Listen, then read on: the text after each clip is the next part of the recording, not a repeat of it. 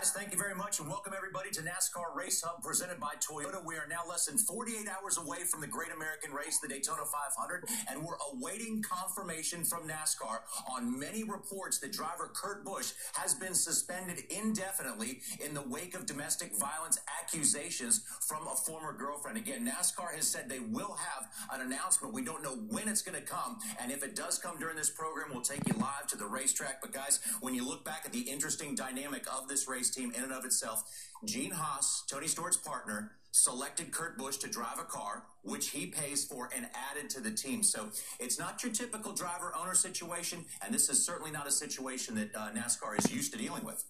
The thing is so kind of like unbelievable. This has been going on since basically September, October of 2014, and we're still trying to get answers. Now, the good thing, at least in my opinion, as far as NASCAR is concerned, they've been waiting for all the information to be brought to them after the commissioner made a decision, and today he made that decision. So now it's on them to figure out what are they going to do next, Wally.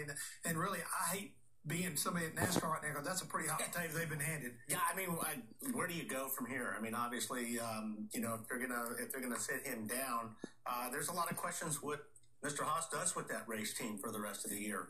He certainly wanted Kurt in that car, and that's why that car even exists on the series. But I also think, the whole thing's unfortunate, and we're getting bits and pieces of it. So, this thing's going to have to run its course, obviously. Yeah, it's going to have to run its course, and I just want to point out one other thing. When you think about it, remember last night, what an intricate part he played in helping his teammate, Danica Patrick, get in a race her way into the 500. I mean, he did an excellent job working together, and that's something that I know that entire organization, Stewart Haas, has been doing, is trying to get more these teams sharing information so they can get stronger. Now, all of a sudden, they're going to be ripped apart once again. I just wonder how they're going to respond one more time. One more page, and basically the checkered history of Stewart Haas Racing already. Yeah, now earlier in the week, a judge in Delaware did issue a restraining order against Kurt Busch, saying he had to stay away from his former girlfriend, Patricia Driscoll. But right now, for more from the racetrack, let's go to Alan Cavana.